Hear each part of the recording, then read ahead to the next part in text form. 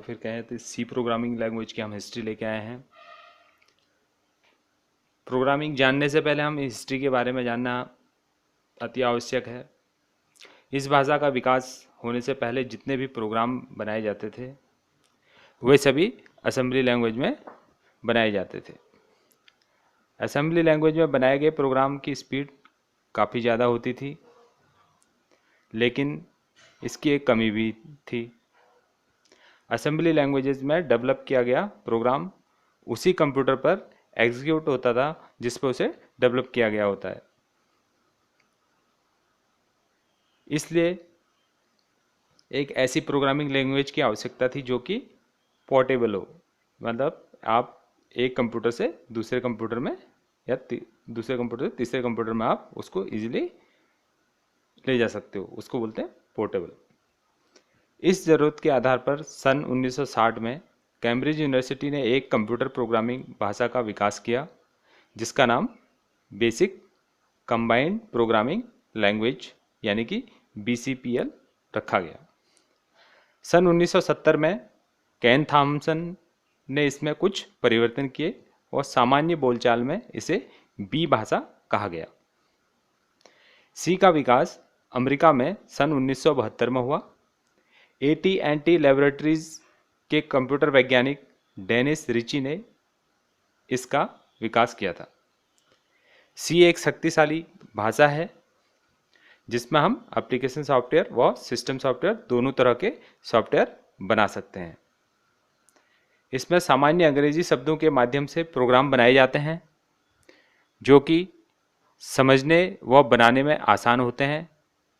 सी एक high level structured programming language भाषा है, यानी सूचनाओं के एक निश्चित क्रम में प्रोग्राम रन होता है। अभी क्या है इसकी कैरेक्टरिस्टिक्स ऑफ सी के बारे में हम जानेंगे कि क्या इसकी खूबियां हैं सी की। सी अन्य कई भाषाओं से काफ़ी सरल है, जैसे कि मैंने पहले अब आपको बताया था।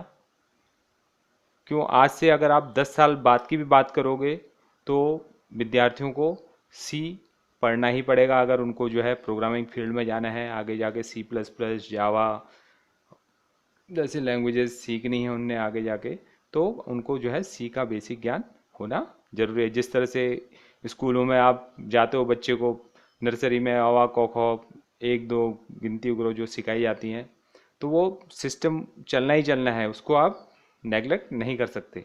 तो आपको प्रोग्रामिंग फील्ड में जाने से पहले सी का ज्ञान होना ही और लेना ही पड़ेगा।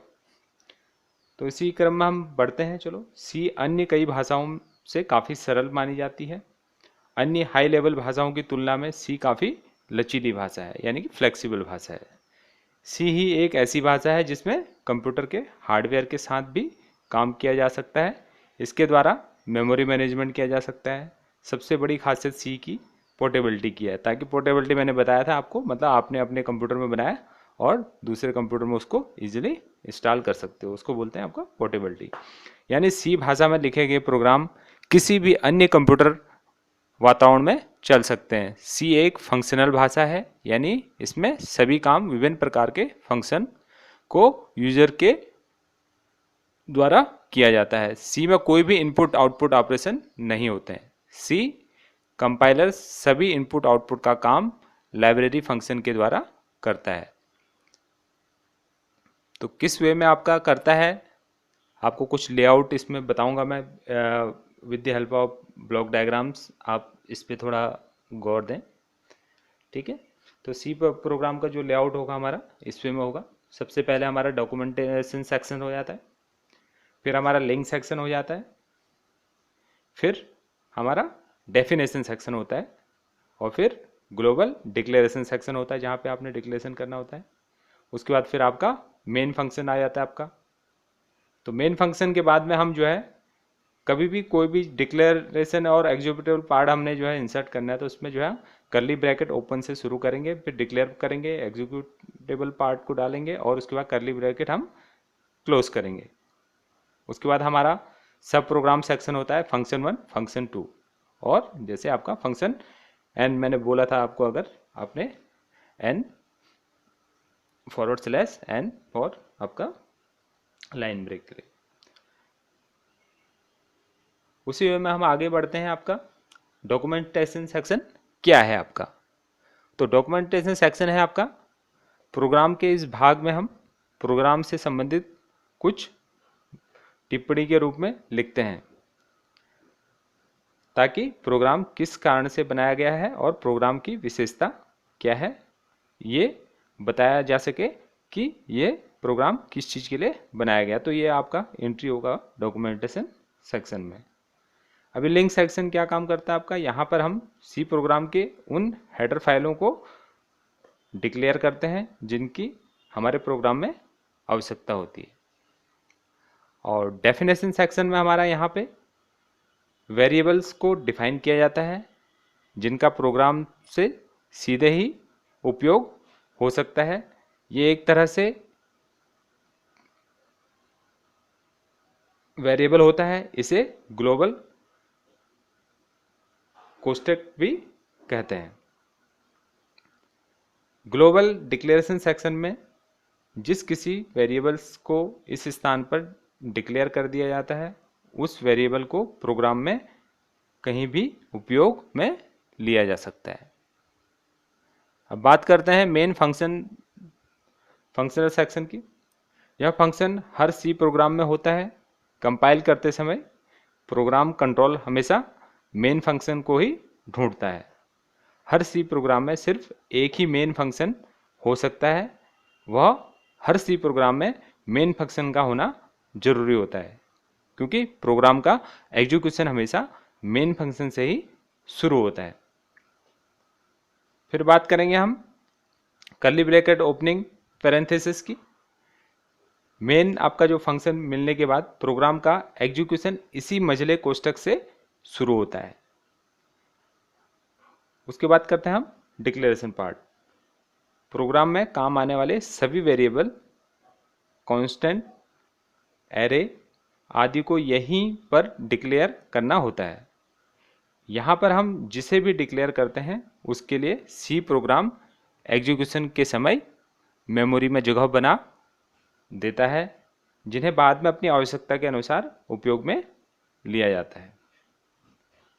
ये तो हुआ हमारा डिक्लेरेशन पार्ट, क्या डिक्लेयर कर रहे हो आप। उसके बाद एग्जीक्यूटेबल पार्ट की बात करते हैं हम। यहाँ पर प्रोग्राम के भी वे सभी स्टेटमेंट्स होते हैं जिनके द्वारा हम प्रोग्राम से कोई परिणाम प्राप्त करना चाहते हैं, यानी कि किस तरह का आप रिजल्ट वहाँ पे लेना चाहते हो। यही वह भाग होता है जहाँ से यूजर के लिए इंटरफेस का काम शुरू होता है। तो ये यहाँ पे हमारा एग्जीक्यूटेबल पार्ट, जहाँ पे आप यूजर क्या रिजल्ट आपको कंप्यूटर से लेना चाहता है या फिर क्या रिजल्ट देना चाहता है, ये एग्जीक्यूटिव पार्ट में डिक्लेयर होता है। उसके बाद हम कर्ली ब्रैकेट क्लोजिंग पैरेंथेसिस की बात करते हैं। हम प्रोग्राम में दूसरे मजले कोष्ठक का प्रयोग वहाँ करते हैं जहाँ पर प्रोग्राम का अंत होता है। यहाँ पे हमारा प्रोग्राम क्लोज हो जाता है, जैसे मैंने आपको बताया था curly bracket open and close. तो यहाँ पे आपका सब प्रोग्राम सेक्शन जैसे function 1 colon, function 2 colon and आपका फंक्शन एन कॉलम से आपका प्रोग्राम के इस भाग के यूजर डिफाइंड फंक्शन होते हैं। एक मेन प्रोग्राम में मेन फंक्शन तो एक ही होता है, लेकिन यूजर डिफाइंड फंक्शन आवश्यकता के अनुसार कई हो सकते हैं। बार बार रिपीट कर रहा हूँ, मेन फंक्शन आपका एक ही होगा और यूजर डिफाइंड फंक्शन आपके कई तरह के हो सकते हैं। अभी बात करते हैं coding structure of C programming. अभी किस तरह से कोडिंग स्ट्रक्चर आपका इसमें रहेगा। सबसे पहले किसी प्रोग्राम की कोडिंग की जाती है, फिर प्रोग्राम को कंपाइल किया जाता है। कंपाइल करने से प्रोग्राम की हाई लेवल के कोड मशीन भाषा के बाइनरी डिजिट्स में बदल जाते हैं, जिन्हें हमारा कंप्यूटर समझ सकता है। हम सी प्रोग्राम के एग्जीक्यूशन को एक ब्लॉक डायग्राम या फ्लो चार्ट से समझने की कोशिश कर रहे हैं। सबसे पहले कंप्यूटर चालू करके और सी भाषा के कोडों को लिखकर प्रोग्राम बनाएंगे, इसे सोर्स प्रोग्राम कहते हैं। प्रोग्राम बनाने के बाद इसकी किसी भी प्रकार की व्याकरण संबंधी गलती को एडिट सोर्स प्रोग्राम ब्लॉक में एडिट करके सही करते हैं। अब सी कंपाइलर द्वारा प्रोग्राम को कंपाइल करते हैं, जिससे प्रोग्राम को कंप्यूटर अपनी मशीनी भाषा में समझ सके। यदि इस प्रोग्राम में कोई अन्य वाक्य रचना संबंधी गलती हो तो प्रोग्राम कंट्रोल पुनः सभी गलतियों के साथ सोर्स एडिटिंग के लिए उसी एडिट सोर्स प्रोग्राम ब्लॉक में चला जाता है।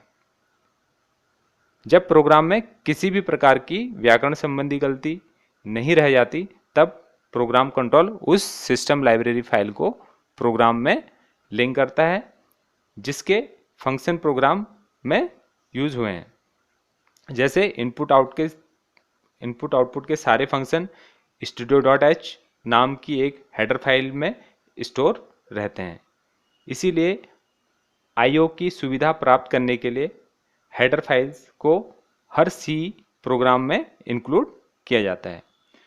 जब प्रोग्राम कंट्रोल सभी आवश्यक हेडर फाइल्स को प्रोग्राम से लिंक कर देता है फिर अगले स्टेज में यूजर से डाटा इनपुट करवाया जाता है। वह प्रोग्राम एग्जीक्यूट होता रहता है। अब यदि किसी प्रकार की तार्किक गलती हो तो वह गलती अगले प्रोसेस बॉक्स में ली जाती है या पकड़ में आ जाती है।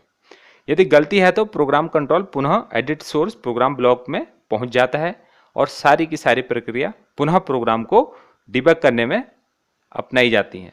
लेकिन यदि प्रोग्राम में कोई एरर नहीं हो तो प्रोग्राम करेक्ट आउटपुट देता है और समाप्त हो जाता है। इस तरह पूरा program step by step execute होता है। तो मेन फंक्शन आपका और curly bracket start and function body के साथ में कर्ली ब्रैकेट क्लोज यह किसी भी प्रोग्राम का एक अनिवार्य हिस्सा है। जब भी कोई प्रोग्राम कंपाइल करते हैं तो कंपाइल सर्वप्रथम मेन फंक्शन को ढूंढता है और इसके मझले कोष्ठक से प्रोग्राम का एग्जीक्यूशन शुरू करता है और सभी एग्जीक्यूटेबल कोड इन्हीं मझले कोष्ठकों के बीच से लिखे जाते हैं। किसी भी फंक्शन की शुरुआत और अंत में स्टेटमेंट्स इन्हीं मझले कोष्ठकों के बीच लिखे जाते हैं। फिर भी चाहे ये यूजर डिफाइंड फंक्शन हो या मेन फंक्शन हो प्रोग्राम के हर स्टेटमेंट का अंत सेमीकोलन के चिन्ह से होता है। अभी यह है आपका प्रोग्राम फ्लो चार्ट, किस तरह से आपका जो है यहाँ पे आपका प्रोग्राम फ्लो हो रहा है। जैसे कि मैंने आपको बताया था कि एक प्रोग्राम अगर आपका सिस्टम रेडी है उसके बाद हम प्रोग्राम एंटर करते हैं, फिर आपको जो है आपका प्रोग्राम को एडिट सोर्स करते हैं, आपका कंपाइल सोर्स प्रोग्राम है आपका, है ना। फिर उसके बाद जो है आपका सिंटैक्स एरर जो भी हैं आपके, link with system library, execution of object code, logical error, correct output and finally आपका प्रोग्राम स्टॉप हो जाता है। तो इस तरह से कंपाइलर कैसे उसको कंपाइल करता है, इनपुट डाटा कैसे इनपुट दिए जाते हैं, सिस्टम लाइब्रेरी यहाँ पे क्या काम करती है आपका, और प्रोग्राम कोड आप कहाँ पे एंटर करते हो, आपका इंटर प्रोग्राम में आप प्रोग्राम एंटर करते हो और कंपाइलर सोर्स प्रोग्राम में आपका कंपाइलर उसको कंपाइल करने का काम करता है। और link with the system library जहाँ पे आपका ये आया है वहाँ पे आपका सिस्टम लाइब्रेरी लिंकअप होता है और एग्जीक्यूशन ऑफ ऑब्जेक्ट कोड में आप इनपुट डाटा आपका वहाँ पे लॉजिकल एरर के साथ में आपका यहाँ पे जो है उसको फिर करेक्ट आउटपुट किया जाता है और फाइनली आपका प्रोग्राम स्टॉप किया जाता है। तो इस तरह से जो है आपका हमने आपको बताया कि किस तरह से प्रोग्राम फ्लो होता है और किस तरह से जो है सी में किस तरह से हम कोड स्ट्रक्चर स्टार्ट करेंगे और किस तरह से आपका कहाँ पे जो है आपके कौन से फंक्शंस होने हैं। तो इसी तरह से दोस्तों अगले वॉइस सेशन में हम बात करेंगे। तब तक के लिए आप अगले सेशन के लिए इसको लाइक और सब्सक्राइब करें और कमेंट्स ज़रूर दें ताकि हम कोई गलतियां हैं तो उसमें सुधार करें। धन्यवाद।